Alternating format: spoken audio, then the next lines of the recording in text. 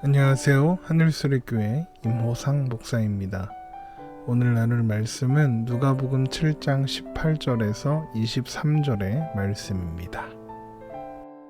요한의 제자들이 이 모든 일을 그에게 알리니 요한이 그 제자 중 둘을 불러 주께 보내어 이르되 오실 그이가 당신이오니까 우리가 다른 일을 기다리오리까 하라 하매 그들이 예수께 나아가 이르되 세례 요한이 우리를 보내어 당신께 여쭈어 보라고 하기를 오실 그이가 당신이오니까 우리가 다른 일을 기다리오리까 하더이다 하니 마침 그때 예수께서 질병과 고통과 및 악기 들린 자를 많이 고치시며 또 많은 맹인을 보게 하신지라. 예수께서 대답하여 이르시되 너희가 가서 보고 들은 것을 요한에게 알리되 맹인이 보며 못 걷는 사람이 걸으며 나병 환자가 깨끗함을 받으며 기먹은 사람이 들으며 죽은 자가 살아나며 가난한 자에게 복음이 전파된다 하라. 누구든지 나로 말미암아 실족하지 아니하는 자는 복이 있도다 하시니라. 아멘. 오늘 말씀은 세례 요한의 제자들이 예수님에 관한 소문들, 그러니까 예수님께서 백부장의 종을 고쳐주신 일이나 나인성 과부의 아들을 살려주신 일 같은 것들을 세례 요한에게 알렸다는 것으로 시작하고 있습니다. 누가복음 7장 18절입니다. 요한의 제자들이 이 모든 일을 그에게 알리니 제자들이 전해준 예수님에 대한 이야기를 모두 들은 세례 요한은 제자들 중에 2명을 예수님께로 보내며 오실 그이가 당신입니까? 아니면 우리가 다른 사람을 기다려야 합니까? 라고 여쭈도록 합니다. 누가복음 7장 19절입니다. 요한이 그 제자 중 2를 불러 주께 보내어 이르되 오실 그이가 당신이오니까 우리가 다른 일을 기다리오리까 하라 하매 이때 세례 요한은 당시 갈릴리의 분봉왕이었던 헤롯 안디바가 동생 헤롯 빌립의 아내였던 헤로디아와 결혼한 일을 비롯해서 여러 가지 악행들을 지적하고 책망한 일로 감옥에 갇혀 있었습니다. 그래서 세례 요한이 직접 가지 못하고 제자들을 보내어 질문했던 것이죠. 세례 요한의 제자들은 세례 요한의 질문을 예수님께 전하게 됩니다. 누가복음 7장 20절입니다. 그들이 예수께 나아가 이르되 세례 요한이 우리를 보내어 당신께 여쭈어 보라고 하기를 오실 그이가 당신이오니까 우리가 다른 일을 기다리오리까 하더이다 하니 그때 마침 예수님께서 질병과 고통과 및 악기 들린 자를 많이 고치시며 또 많은 맹인을 보게 하시는 일을 하고 계셨다. 이렇게 누가복음은 기록하고 있습니다. 누가복음 7장 21절입니다. 마침 그때 예수께서 질병과 고통과 및 악기 들린 자를 많이 고치시며 또 많은 맹인을 보게 하신지라. 예수님은 세례 요한의 제자들의 질문에 이렇게 대답하십니다. 누가복음 7장 22절에서 23절의 말씀입니다. 예수께서 대답하여 이르시되 너희가 가서 보고 들은 것을 요한에게 알리되 맹인이 보며 못 걷는 사람이 걸으며 나병 환자가 깨끗함을 받으며 기먹은 사람이 들으며 죽은 자가 살아나며 가난한 자에게 복음이 전파된다 하라. 누구든지 나로 말미암아 실족하지 아니하는 자는 복이 있도다 하시니라. 어떤 면에서 예수님의 대답은 선문답 같습니다.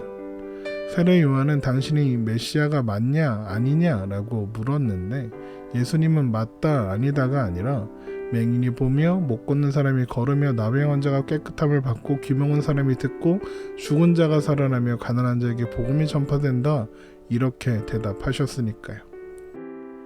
그러면 세례 요한은 왜 제자들을 예수님께 보내어서 메시아가 맞으시냐라고 물어야 했던 것일까요? 그것은 세례 요한이 듣게 된 예수님의 행보가 세례 요한이 기대하고 있었던 메시아의 행보와 달라 보였기 때문입니다.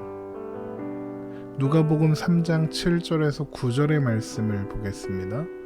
요한이 세례를 받으러 나아오는 무리에게 이르되 독사의 자식들아 누가 너희에게 일러 장차 올 진노를 피하라 하더냐. 그러므로 회개에 합당한 열매를 맺고 속으로는 아브라함이 우리 조상이라 말하지 말라. 내가 너희에게 이르노니 하나님이 능히 이 돌들로도 아브라함의 자손이 되게 하시리라. 이미 도끼가 나무 뿌리에 놓였으니 좋은 열매 맺지 아니하는 나무마다 찍혀 불에 던져지리라. 또 누가복음 3장 16절에서 17절의 말씀을 보겠습니다. 요한이 모든 사람에게 대답하여 이르되 나는 물론 너희에게 세례를 베풀거니와 나보다 능력이 많으시니가 오시나니 나는 그의 신발끈 풀기도 감당하지 못하겠노라. 그는 성령과 불로 너희에게 세례를 베푸실 것이요 손에 키를 들고 자기의 타작마당을 정하게 하사 알곡은 모아 곡간에 들이고 쭉정이는 꺼지지 않는 불에 태우시리라. 세례 요한은 메시아를 좋은 열매 맺지 아니하는 나무를 찍는 도끼, 또 알곡과 쭉정이를 나누는 키, 또 그것들을 모아 꺼지지 않는 불에 던지는 자, 이렇게 생각하고 있었던 것입니다.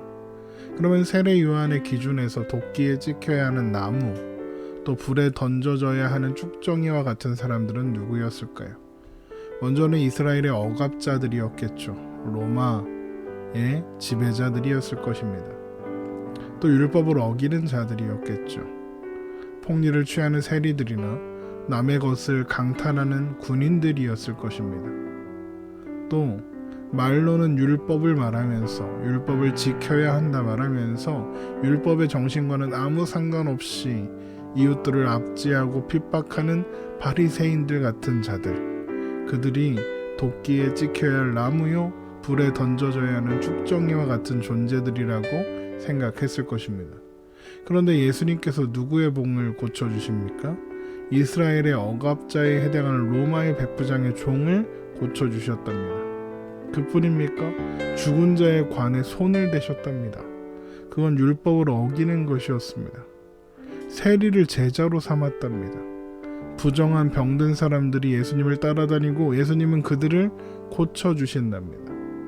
바리새인들이 예수님을 찾아와 교제하고 만난답니다. 세례 요한이 보기에 예수님께서 메시아로 오셨으면 이스라엘의 억압자들을 심판하시고 그래서 로마로부터 구원을 이루어 주시며 외식하고 가식 떠는 바리새인들을 심판하시며 또한 죄악으로 가득한 자들을 심판하서 공의를 행하여 하시는데 예수님은 심판받아야 할 그들과 오히려 어울리고 계셨다, 이렇게 생각했던 것입니다. 결국 세례 요한은 광야에 외치는 자의 소리로서 또한 메시아의 길을 예비하는 자로서 예수님께서 그 앞에 오셨을 때 그가 메시아이심을 직감적으로 알게 되었지만 그 또한 구약에 속한 사람이었기 때문에, 그래서 유대인들이 기대하고 있었던 메시아의 모습에서 크게 벗어나지 못하고 있었던 것입니다. 그래서 예수님은 누가복음 7장 22절에서 예수께서 대답하여 이르시되 너희가 가서 보고 들은 것을 요한에게 알리되 맹인이 보며 못 걷는 사람이 걸으며 나병 환자가 깨끗함을 받으며 귀먹은 사람이 들으며 죽은 자가 살아나며 가난한 자에게 복음이 전파된다 하라 라고 대답하실 것입니다. 이 말씀들은 이사야 선지자가 메시아가 오셔서 하실 일들에 대하여 선포한 것을 인용하셔서 말씀하신 것입니다. 그러니까 결국 이사야 선지자가 메시아가 와서 뭐 한다고 그러니 그걸 좀 기억해봐, 이렇게 요한에게 말씀하신 것이다 라고 생각할 수 있습니다. 이사야 35장 5절에서 6절의 말씀입니다. 그때 맹인의 눈이 밝을 것이며 못 듣는 사람의 귀가 열릴 것이며 그때 저는 자는 사슴같이 뛸 것이며 말 못하는 자의 혀는 노래하리니 이는 광야에서 물이 솟겠고 사막에서 시내가 흐를 것임이니라. 결국 예수님은 단순히 그래 맞다, 내가 그 메시아다, 너희들이 기다리던 메시아다, 이렇게 사실을 확인시켜 주시는 것이 아니라 예수님은 메시아이시지만 세례 요한이 기대하고 또 유대인들이 기대하고 생각했던 메시아의 모습으로 온 것이 아니다 라고 말씀하시는 거죠. 그러니까 예수님은 요한아, 네가 기대하고 있었던 게 뭔지 안다. 그러나 메시아가 와서 해야 하는 일은 그게 아니다. 이사야 선지자의 글을 너도 잘 알고 있지 않느냐? 너도 그렇게 선포하지 않았느냐? 내가 세상 죄를 지고 가는 하나님의 어린 양이라고 네가 그렇게 선포하지 않았느냐? 그런데 너는 그게 무슨 의미인지 잘 모르고 있었구나. 메시아가 와서 해야 하는 일이 있어. 그건 먼저 죄와 사망의 저주를 끊는 일이다. 영적으로 갇힌 자를 자유케 하는 거야. 그리고 지금 해가고 있는 바로 이런 일들이 그것을 확인시키기 위한 예표이며 과정이다 라고 말씀하시는 겁니다. 그래서 예수님은 누가복음 7장 23절에서 누구든지 나로 말미암아 실족하지 아니하는 자는 복이 있도다 하시니라 이렇게 말씀하신 겁니다. 그래 너 잘 모를 수 있다. 하지만 메시아가 해야 할 일들을 하나하나 이루어가고 있으니 너는 실망하지 말고 기다려라 이렇게 말씀하시는 것이죠. 예수님은 고칠 수 없는 병들을 고치심으로써 또 용서받을 수 없는 자들, 세리와 같은 자들을 용서하심으로써 또 호의를 받을 자격이 없는 사람들, 로마 군대의 백부장 같은 자들에게 호의를 베풀어 주심으로 은혜를 베풀어 주심으로써 예수님께서 이 땅에 오신 목적이 하나님 앞에 범죄하여 죄와 사망의 저주 아래서 고통당하고 그래서 결국에는 심판당해야 하는 그런 모든 사람들, 그래서 거기에서 헤어날 어떤 해결 방법도 없는 사람들을 위해서 십자가에 죽으심으로써 그 죄를 사하시고 고치시러 오신 분이다. 그것을 회복하러 오셨다. 이게 먼저다. 심판이 아니라 구원이 먼저다 라고 말씀해 주시는 것입니다. 그런데 오늘날 기독교인들 가운데서도 예수님을 믿는 어떤 보상, 어떤 결과를 세례 요한이나 혹은 당대의 유대인들이 기대했던 방향으로 생각하는 경향이 있는 것 같습니다. 예수 믿는 것으로 세상적인 어떤 가치나 지위로 보상을 받고 싶어 하는 거죠.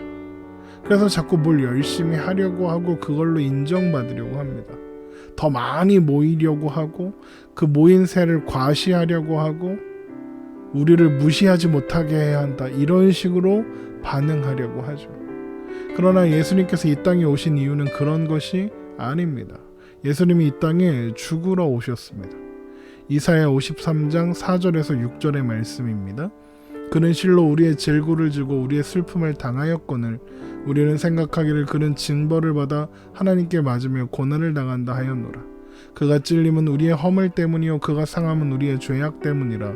그가 징계를 받음으로 우리는 평화를 누리고 그가 채찍에 맞음으로 우리는 나음을 받았도다.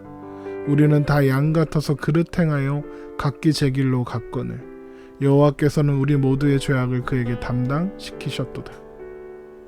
예수님은 십자가에 죽으심으로써 죄와 사망에서 우리를 건지시기 위하여 이 땅에 오셨습니다. 그렇기 때문에 예수님을 믿은 가치 그리고 그로 인해서 받는 보상은 죄 아래 놓여서 영원한 형벌을 받을 수밖에 없었던 우리들을 그 비극과 절망에서 끊어내신 은혜를 받은 것 그 자체가 예수 믿은 가치요 보상인 것입니다. 그리고 그것이 신자된 우리의 힘이며 자랑이며 기쁨이 되는 것이죠. 우리는 예수님을 믿는 사람들입니다. 예수님께서 우리를 위해서 우리를 죄에서 구원하시기 위해서 죽으신 줄 아는 사람들입니다. 그 일을 통해서 우리는 하나님의 자녀가 되었습니다. 이것이 복입니다. 이제 우리 안에는 생명과 진리와 영생이 있고 우리가 있는 곳에 하나님이 함께 하십니다. 이것이 복입니다. 밤이나 낮이나 어떠한 상황에서도 그게 최고이고 그게 전부입니다. 하박국 3장 17절에서 18절의 말씀을 보겠습니다. 비록 무화과 나무가 무성하지 못하며 포도나무에 열매가 없으며 감람나무에 소출이 없으며 밭에 먹을 것이 없으며 우리의 양이 없으며 외양간에 소가 없을지라도 나는 여호와로 말미암아 즐거워하며 나의 구원의 하나님으로 말미암아 기뻐하리로다. 예수님께서 이 땅에 오신 이유가 무엇인지, 그리고 우리에게 이루어 주신 일이 무엇인지, 그리고 그 안에서 누리는 복이 무엇인지 오늘 말씀을 통하여 확인하고 온전한 믿음 안에서 살아가는 우리가 되기를 주님의 이름으로 축원합니다.